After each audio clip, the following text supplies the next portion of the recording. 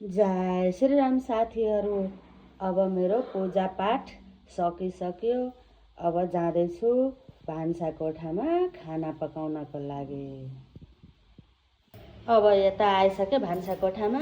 आजको भान्सामा चाहिँ करिबरी यो चना दाल र मुङ दाल भिजाएर पिसेर राखेको छु। यो बेसार, यो धनियाँ जिराको धुलो, यो जिरा, यता चाहिँ दहीमा सबै थोक मिसाएको छ। आलुको भुजिया, यो करिबरीको फोडन, अनि यसमा चाहिँ चामल सबै ठिक पारिसकेको छु।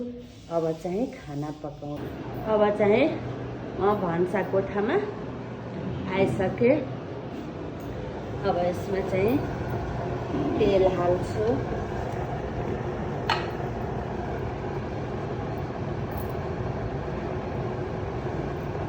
तेल हालिसके। अब बरी हाल्छु यसमा। अब बेसनलाई राम्रोसँग फेपेर अनि चाहिँ राम्रो बरी बन्छ। एकदम फुलेको एकदम राम्रो स्पन्जी हुन्छ, एकदम राम्रो। यसरी फेट्नुपर्छ।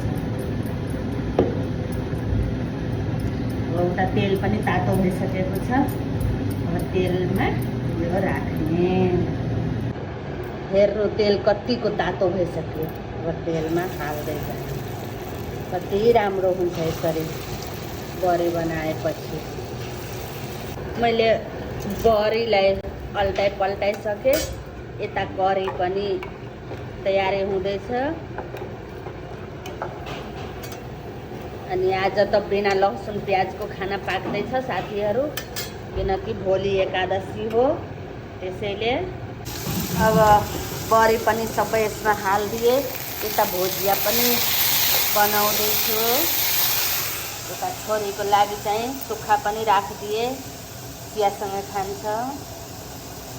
अब भात पनि मैले बसाइसकेँ। जबसम्म भुजिया पाक्छ तबसम्म भात पनि पाकिहाल्छ। करिबरी तयारी भयो। हेर्नु साथीहरू, अब मेरो भुजिया पनि पाकिसक्यो। अब भुजिया निकालेर करिबरीमा तर्का लगाउने। हेर्नु साथीहरू, फोरन चाहिँ पाकिसक्यो। अब यसमा चाहिँ म बरी झान्दैछु।